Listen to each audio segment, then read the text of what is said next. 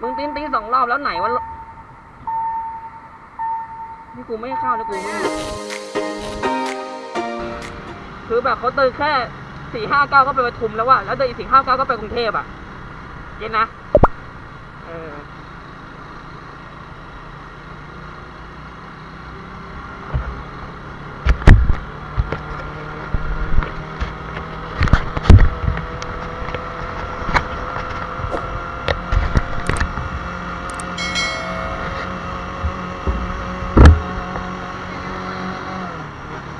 คุณที่เตือน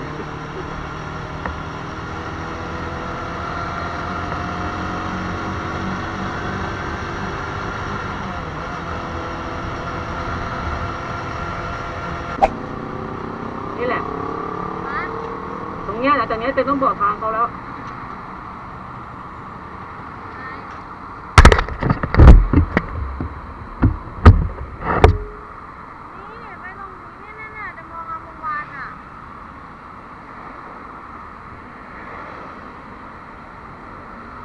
จะมาบอกให้เราเลี้ยวซ้ายสักซอยหนึ่งข้างหน้าหรือข้างหน้านี้แหละเขาจำไม่ได้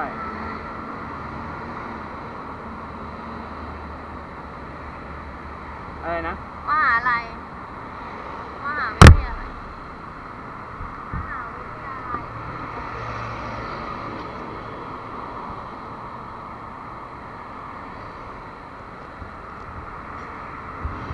ไหน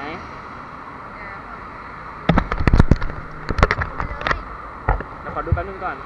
ได้กัดถูกเนี่ยเขาบอกว่าตรงไปมองงามวานเนี่ย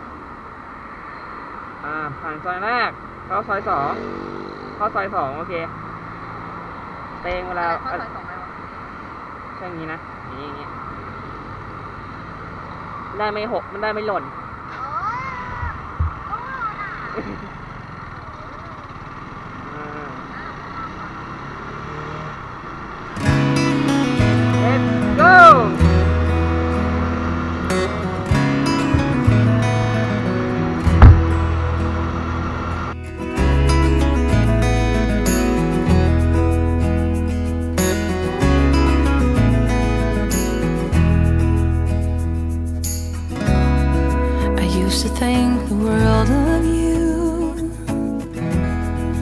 Somewhere down the line,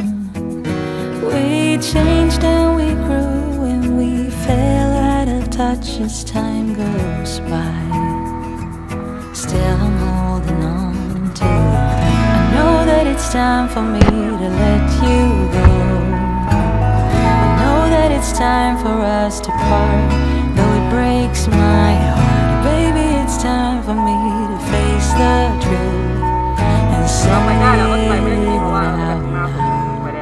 don't know you แล้วตอนนี้สี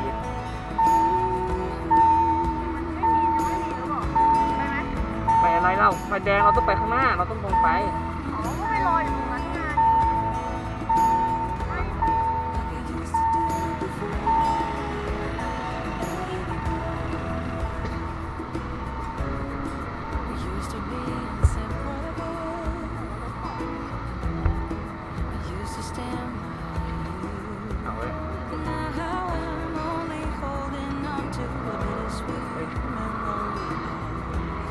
ก็เลยเขาก็ไม่รู้เหมือนกัน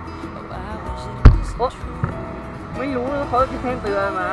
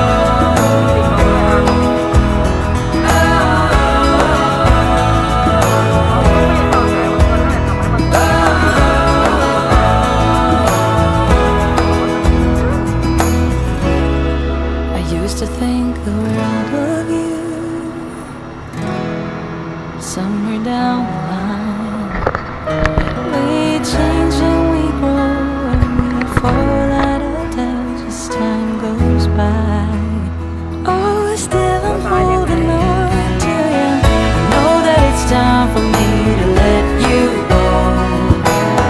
I know that it's time for us to part,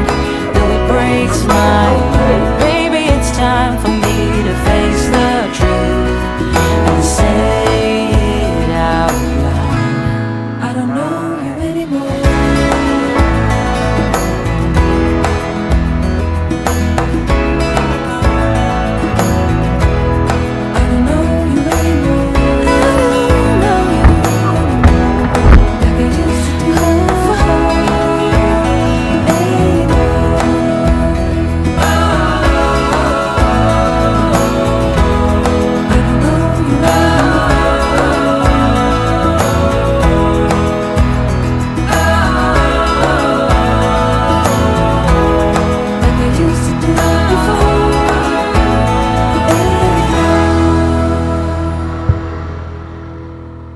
บอกช้าเกินโอ้ยโอ้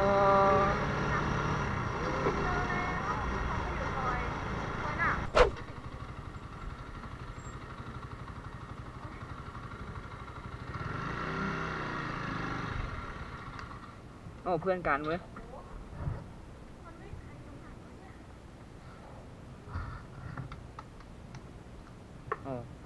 ตัวแดงด้วย